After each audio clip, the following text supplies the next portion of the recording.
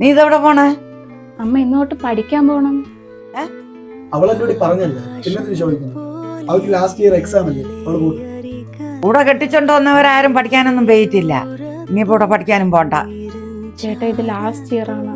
ഇപ്പൊ ഞാൻ പോയില്ലെങ്കിൽ ഇത്ര നാളെ ഞാൻ കഷ്ടപ്പെട്ട് പഠിച്ചതെല്ലാം വെറുതെ ആവും. നീ പഠിക്കാൻ പോയിട്ടൊന്നും ഇനിയിപ്പോ ഇവിടെ മലയെന്ന് പറഞ്ഞില്ല.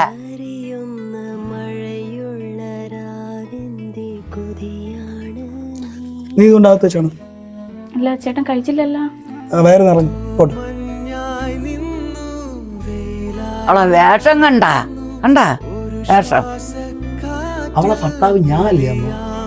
അവളെ കെട്ടിയവൻ ഞാൻ തന്നെ. അവളെ കാര്യങ്ങൾ തീരുമാനിക്കാൻ എനിക്കറിയാം. എന്റെ ഭാര്യ പഠിക്കാൻ പോണോ വേണ്ടത് തീരുമാനിക്കുന്നത് ഞാനാണ്, അമ്മയല്ല. അവളെ പാവാട ഒന്ന് കഴുകിക്കൊടറാ അച്ചിക്കോന്താ. നിങ്ങൾക്കൊരു മോളുണ്ടായിരുന്നെങ്കിൽ നിങ്ങൾ ഇങ്ങനെ പറയുമായിരുന്നു. ഇല്ലല്ല,